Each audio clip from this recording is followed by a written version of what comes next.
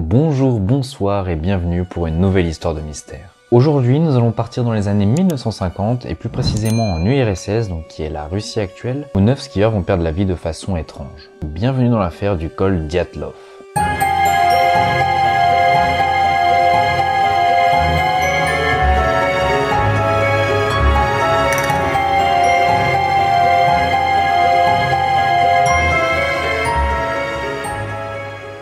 Tout commence au début de l'année 1959 lorsque 10 randonneurs expérimentés vont former un groupe. Ce groupe va monter une expédition afin de voyager au nord de l'Oural, et plus précisément dans l'oblast de Sverdlovsk. Le but de l'expédition est d'atteindre l'Otterten, une montagne que le groupe n'atteindra malheureusement jamais. À cette période de l'année, la route est estimée de catégorie 3, qui est la catégorie la plus difficile, mais bon, pas de problème pour notre groupe, car je vous le rappelle, ils sont expérimentés et ils ont déjà fait de nombreuses randonnées de ce genre, à ski, en raquette ou à pied, donc il n'y a vraiment pas de problème de ce point de vue-là pour eux. Le groupe est donc mené par Igor Dyatlov et est composé de 8 hommes et 2 femmes. La plupart sont des étudiants ou des diplômés de l'Institut Polytechnique de l'Oural. Voici donc la composition de notre fameux groupe. Igor Dyatlov, Zinaïda Kolmogorova, Lyudmila Dubinina, Alexandar Kolevatov, Rustem Slobodin, Georgi Krivonichenko, Louri Dorochenko, Nikolai Vladimirovich Thibault-Brignol, Semen Zolotaryov, et enfin pour terminer, Louri Loudine. Le 25 janvier 1959, le groupe débarque par train à Ivdel, une ville qui se situe au nord de l'oblast de Sverdlovsk. Directement, une fois descendus de ce train, ils montent dans un camion et prennent la direction d'un autre village, Vijay, qui est d'ailleurs le dernier village au nord de l'oblast. 2 jours plus tard, le 27 janvier 1959, ils commencent à marcher vers leur objectif, l'Otterten. Dès le lendemain du départ, Louri Loudine est obligé d'arrêter l'expédition car il est malade. Le groupe se retrouve donc restreint à 9 personnes. Les jours qui suivent, l'expédition se passe bien et le groupe avance à un bon rythme. Nous sommes désormais le 31 janvier et le groupe atteint une région de haute terre et commence donc à se préparer pour l'ascension finale. Ils déposent donc tous les équipements et les vivres inutiles dans une vallée boisée qu'ils récupéreront au retour. Le lendemain, le 1er février 1959, les randonneurs commencent la traversée du col et estiment qu'ils vont pouvoir camper de l'autre côté de ce dernier le lendemain soir. Mais en raison de conditions météorologiques mauvaises, et plus précisément du blizzard et donc une faible visibilité, ils vont dévier de leur trajectoire prévue vers l'ouest en direction du Kolatsiakl, qui signifie montagne morte. Le groupe se rend compte très vite de son erreur et donc décide de s'arrêter là et de camper à flanc de montagne. Nous sommes donc désormais le 2 février au soir et le groupe se situe plus qu'à 10 km de l'Otterten, leur objectif tant attendu. Mais la décision de camper à flanc de montagne est un peu étrange déjà. Car seulement 1 kilomètre plus loin, il y a une petite forêt. Pourquoi ne pas avoir pris le temps de descendre un petit peu plus loin pour s'y abriter? Les enquêteurs supposeront plus tard que Dyatlov ne voulait pas perdre cette petite distance, car effectivement, 1 kilomètre pour aller à la forêt dit 1 kilomètre de plus pour repartir le lendemain. Ou tout simplement qu'il voulait s'entraîner à camper en pente pour l'exercice. Mais malheureusement, c'est ici que va s'arrêter subitement cette expédition et le groupe n'atteindra jamais l'Otterten. Alors bien évidemment, ce n'est pas ici que s'arrête l'histoire. Lorsque le groupe devait être de retour dans la ville de Vijay, le chef du groupe, Igor Dyatlov, devait envoyer un télégramme à son club sportif au plus tard le 12 février 1959 pour notifier de leur retour. Mais malgré l'absence de message à cette date, il ne va pas y avoir de réaction particulière car tout simplement, à cette époque, il était assez courant que des expéditions de ce genre prennent un peu de retard parce que voilà, les conditions météorologiques ou encore la difficulté, parce que on a une haute altitude, il y a de la neige, donc ça pouvait prendre du retard parfois. Les jours vont passer et les familles vont s'inquiéter de plus en plus. Suite à ça, elles demandent au président de l'Institut Polytechnique de créer une équipe de secours afin d'essayer de retrouver le groupe qui ne donne pas de nouvelles. Une équipe est donc montée et envoyée le 20 février 1959. L'armée et la police vont donc se joindre à cette équipe pour les aider dans les recherches et à tel point que cette affaire s'aggrave, des hélicoptères et des avions sont même déployés pour la recherche des disparus. Les personnes qui recherchent le groupe disparu vont avoir beaucoup de mal à retrouver les premières traces, car effectivement, je vous le rappelle, mais le groupe avait dévié de sa trajectoire prévue à cause des conditions météorologiques qui étaient mauvaises. Bien évidemment, qu'est-ce que les équipes de secours ont commencé par faire? Reprendre l'itinéraire prévu. Mais ils ne vont rien trouver sur ce dernier, malheureusement. Ce n'est que le 26 février, 14 jours après la date de retour prévue, qu'une première trace va être trouvée. L'équipe de secours trouve donc le dernier camp qui avait été monté par l'expédition sur le mont Kolatsiakl. La tente est gravement endommagée, elle est totalement découpée, mais ce qui est bizarre, c'est qu'elle a été coupée depuis l'intérieur. De plus, les chaussures et le matériel des randonneurs sont toujours présents sur le camp. Il semblerait donc que ces derniers aient été obligés de fuir le camp très rapidement, à tel point de tout laisser sur place et de partir pieds nus ou en chaussettes. L'équipe de secours va suivre les empreintes de pas qui va les mener à un bois de l'autre côté du col, à 1,5 km du camp. À la lisière de ce bois, l'équipe de secours trouve les restes d'un feu et les deux premiers corps, ceux de Krovanichenko et Dorochenko, déchaussés et portant uniquement leurs sous-vêtements. Les corps de Dyatlov et Kolmogorova vont être retrouvés très vite après et sont trouvés séparément à 300 mètres et 630 mètres du pin où les deux premiers corps ont été trouvés. Selon la position des deux nouveaux corps, il semblerait qu'ils aient tenté de rejoindre le camp initial au moment de leur mort. Quelques jours plus tard, le 5 mars 1959, c'est le corps de Slobodin qui est retrouvé au même endroit que les deux derniers, à 480 mètres du pin. Il aurait visiblement tenté, comme les deux derniers, de regagner le camp. Les recherches des 4 corps restants prennent plus de 2 mois supplémentaires. Mais ils sont finalement découverts le 4 mai 1959, plus à l'intérieur du bois, ensevelis sous 4 mètres de neige dans un ravin. Les corps sont mieux vêtus que les autres cadavres, ils portent des affaires des autres randonneurs, mais les 4 dernières victimes sont mortes de façon beaucoup plus violente, et les corps sont en mauvais état. Dubinina a 10 côtes cassées et sa langue et ses yeux sont manquants. Zolotaryov a 5 côtes cassées et ses yeux ont aussi disparu. Pour ce qui est de Nikolai Thibault-Brignol, lui, il a le crâne fracturé, et Kolevatov a le nez cassé et le cou déformé. Alors voilà, tous les cadavres ont été retrouvés, donc maintenant, qu'est-ce qui va se passer? Eh bien tout simplement, plusieurs enquêtes vont être menées, car effectivement nous avons les premiers corps qui sont visiblement morts de froid, car ils n'ont pas de traces de lutte ou pas de traces de blessures, etc. Et nous avons vraiment les 4 derniers par contre qui eux sont dans un bien plus mauvais état et présentent des blessures mortelles. Je vous propose donc de passer à la deuxième partie de cette vidéo qui est les enquêtes et l'analyse. C'est parti. La première enquête est directement ouverte après la découverte des 5 premiers corps. Chaque cadavre va subir un examen médico-légal, mais aucune preuve de blessure mortelle ne sera trouvée sur l'un d'entre eux. La conclusion est donc la suivante. Les 5 premiers cadavres sont morts d'hypothermie. Par contre, l'examen des 4 corps trouvés en mai change la donne. Alors le 4e, Kolevatov, qui avait quand même le nez cassé, le cou déformé, lui est quand même mort d'hypothermie et ses blessures ne lui ont pas causé sa mort. Donc les randonneurs ont des blessures internes mais on n'a pas de traces extérieures. Donc comment ont-ils réussi à créer ces blessures? De plus, le docteur Boris Vozrojdeny, qui est en charge des autopsies, va conclure que ce n'est pas possible que ce soit des humains qui aient causé ces traumatismes. Il y a un autre point qui va interpeller les scientifiques. À la suite des tests médico-légaux de radiation, une haute dose de contamination est retrouvée sur les vêtements des randonneurs. Mais comment ces derniers ont pu être irradiés?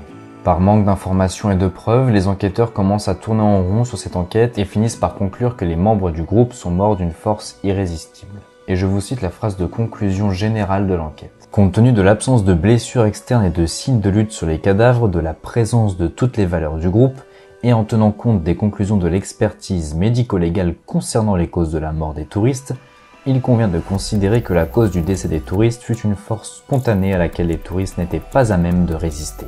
L'enquête est donc définitivement close en mai 1959 et les documents de cette dernière sont envoyés à un fonds d'archives secret. Et il faut vous dire que cette enquête restera totalement secrète jusque dans les années 90 où on aura simplement dit à la population que les 9 randonneurs sont morts de froid. Quand des personnes vont pouvoir commencer à voir vraiment le dossier comme il a été construit à l'époque, il y a quelques doutes qui vont commencer à se créer. Effectivement, qu'entendaient les enquêteurs par une force irrésistible? Et ils vont se rendre compte qu'à l'intérieur de ce dernier, rien ne permet d'affirmer que c'était une catastrophe naturelle à l'époque. Car le dossier ne contient pas de documents météorologiques permettant de prouver ça. De plus, le ministère public de l'oblast de Sverdlovsk, qui est chargé de mener les nouvelles investigations par son instance supérieure à Moscou, a déclaré le publié suivant. Tant qu'on ignore quelle est cette force irrésistible dans le nord de l'Oural, chaque touriste qui y voyage risque de se retrouver dans la même situation. Nous devons répondre à la question de savoir s'il existe ou pas là-bas une force irrésistible susceptible de provoquer de tels effets terribles. Suite à ça, en tentant de comprendre ce qui s'est réellement passé là-bas, des locaux vont recevoir des blâmes. Et le motif de ces blâmes est un petit peu à côté de vraiment ce qu'ils faisaient, car il est le suivant. Défaut dans l'organisation du travail touristique et le faible contrôle. Donc vous doutez bien qu'il n'y a rien de touristique là-dedans, car les gens essayaient juste de comprendre ce qui s'était passé vraiment dans l'enquête, et ils faisaient pas de tourisme avec des personnes étrangères, et donc pourquoi prendre un blâme pour ce motif-là. L'un d'entre eux était le président de l'Union municipale des associations sportives bénévoles, Will Kurochkin. Kurochkin qualifie donc l'affaire Dyatlov d'un mystère couvert de ténèbres car sont impliqués des organismes et des personnes haut placées. Cela commence donc à devenir très bizarre, vous trouvez pas? Y aurait-il pas des enjeux politiques cachés derrière tout ça? Plus le temps passe et plus on en apprend sur ce mystère. En effet, un groupe de randonneurs qui se situait 50 km plus bas en amont du groupe dit avoir entrevu en direction de la montagne Kolatsiakl durant la nuit du drame des sphères oranges. Élève Ivanov, qui était chargé de la première enquête et qui avait relevé les traces de radioactivité sur les vêtements des randonneurs, lui aussi avait remarqué ces sphères oranges durant le mois de février et mars 1959.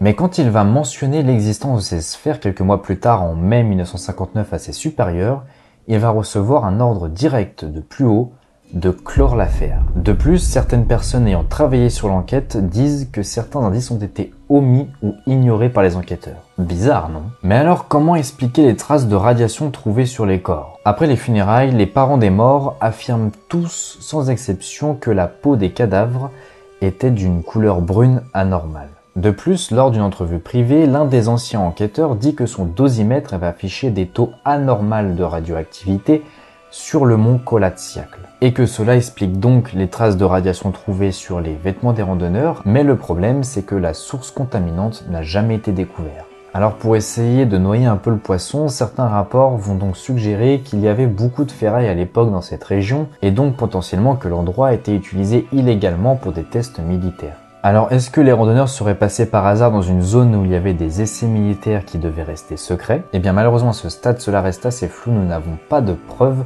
ni de faits réels permettant de le prouver.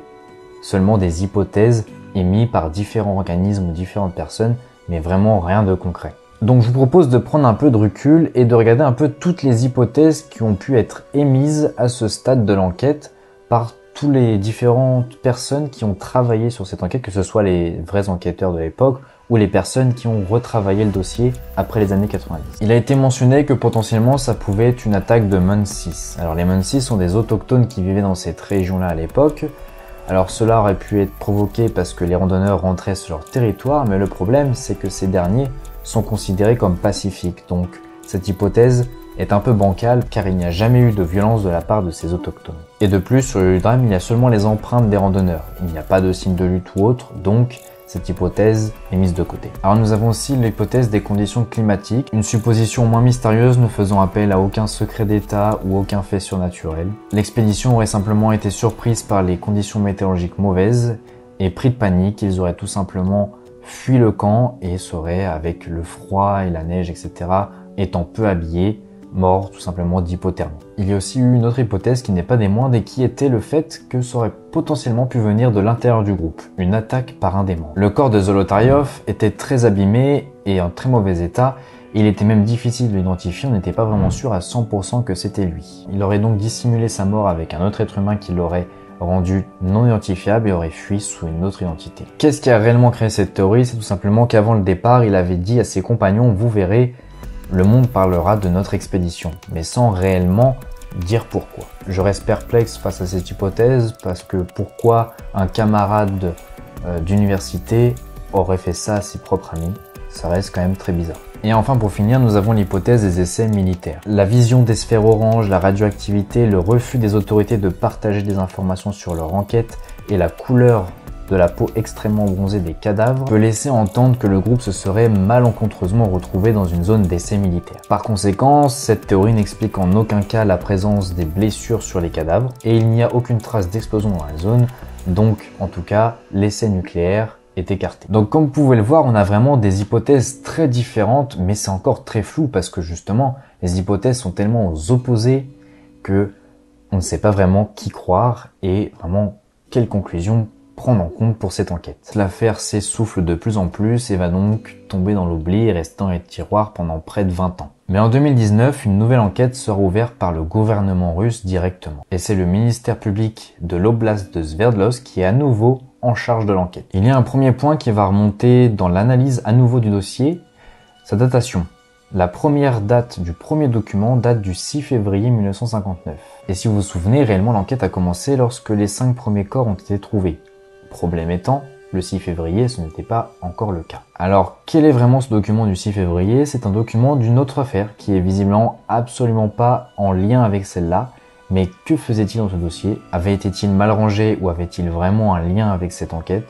On ne saura vraiment jamais. Alors un expert médico-légal va être chargé de passer en revue tout le dossier. Il s'appelle Edouard Toumanov et à la suite de ses examens, il va mener les conclusions suivantes. Au moins une partie du groupe a été tuée, leur mort n'est pas due à une avalanche comme ce qui avait été dit à l'époque à la population. Les faits ont pu avoir lieu pendant la journée et non la nuit. Les dégâts au niveau du visage de Dubinina et Zolotaryov, donc les yeux manquants et la langue manquante, pouvaient être normales à l'époque car effectivement les animaux pouvaient se nourrir des parties molles des cadavres. Le décès par hypothermie de 6 des 9 personnes n'est qu'une hypothèse selon lui car dans l'état de putréfaction qu'étaient les corps au moment des autopsies, ça ne pouvait que rester au stade d'hypothèse. De plus, le sang sombre et fluide que Vozrojdeny, qui était le docteur en charge de l'enquête de 1959, identifie comme une cause de mort pour l'hypothermie, n'en est pas une. Au contraire, les personnes mortes d'hypothermie ont le sang rouge vif. Il va aussi mentionner les lividités cadavériques, donc ce sont les zones d'afflux sanguin après le décès. Selon les conclusions des autopsies de 1959, elles sont toutes situées sur l'arrière des corps pour tous les randonneurs. Or, toutes les victimes ne sont pas mortes sur le dos. Slobodin, par exemple,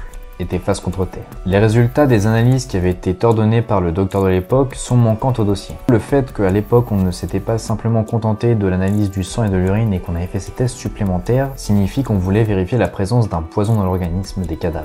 Il y a d'autres nombreux points que je vous passe qui montrent que cette enquête a été un peu bâclée à l'époque. Et surtout que certains documents sont manquants, une censure sûrement voulue par l'Union soviétique de l'époque. Comme nous sommes désormais en 2019, vous vous doutez bien qu'on va pouvoir utiliser des technologies beaucoup plus récentes, et c'est ce que vont faire les nouvelles personnes en charge de l'enquête. Ils vont donc tester tous les scénarios possibles qu'aurait pu subir le groupe de randonneurs. Et à la suite du test de tous ces scénarios, ils vont donc émettre une conclusion générale pour clore cette enquête, qui est la suivante. Zolotaryov et Thibaut Brignol, qui se trouvent en dehors de la tente, comprennent l'imminence d'une avalanche et alertent leurs amis, qui sont à l'intérieur.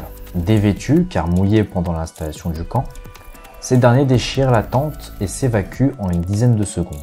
Alors que l'avalanche heurte le camp sans blesser personne, craignant une nouvelle coulée, le groupe se réfugie derrière une crête de pierre à 50 mètres de là. Avec le blizzard et l'absence de lune, ils perdent de vue leur camp et n'arrivent plus à le repérer.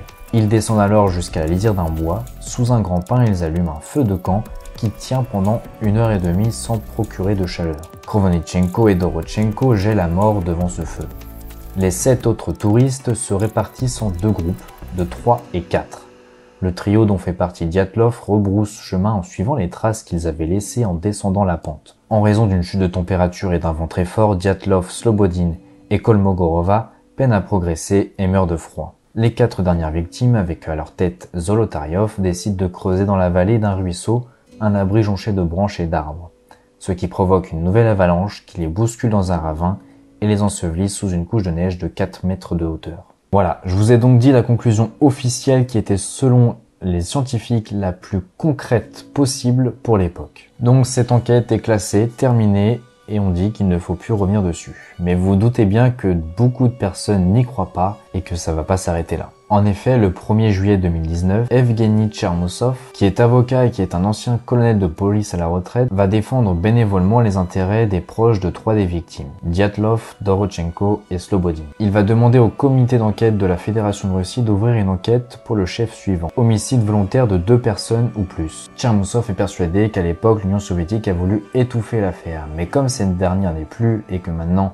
l'URSS est devenue la Russie, il n'y a plus de raison de cacher ses secrets d'État. Et je suspecte que le procureur de l'oblast ait pu assister aux autopsies des 9 corps à l'époque, car selon la procédure à suivre de l'époque, cela n'aurait jamais pu arriver. Et donc selon lui, ce seraient les autorités qui aidaient à maquiller cette affaire. De plus, les adversaires des théories du complot ont fait remarquer que si l'État avait des choses à cacher, il aurait commencé par les corps à l'époque. Il aurait aussi fait disparaître toute trace d'indice sur place, et l'affaire n'aurait jamais eu lieu. Un argument qui ne convainc pas Tchermoussov. D'après lui, il était préférable aux autorités de créer un scénario monté de toutes pièces afin de donner une réelle raison de la disparition de ces 9 personnes plutôt que de les faire se volatiliser dans le vide. Mais sa demande n'aboutira à rien du tout car l'affaire est classée et depuis, elle ne bouge plus du tout. Alors pour rendre hommage au groupe, le col où s'est passé le drame sur la montagne Kolatsiakl a été renommé en col Dyatlov. C'est donc pour cela que le nom de cette enquête porte le nom de col Dyatlov. C'est donc ici que s'arrête cette histoire assez floue et mystérieuse. Alors est-ce que vraiment le groupe a été victime du froid ou tout simplement de quelque chose que l'on voulait cacher à l'époque? Je vous laisse donc vous faire votre propre avis et si vous souhaitez le partager, n'hésitez pas à le faire en commentaire. En tout cas, je prendrai le temps de le lire car ça m'intéresse de voir qu'est-ce que vous en pensez. De plus, n'hésitez pas à me dire si cette vidéo vous a plu, si l'histoire vous a plu. Et sur ce, je vais vous souhaiter une très bonne journée, soirée et on se retrouve très prochainement pour de nouvelles histoires de mystère. C'était Slowky. Peace.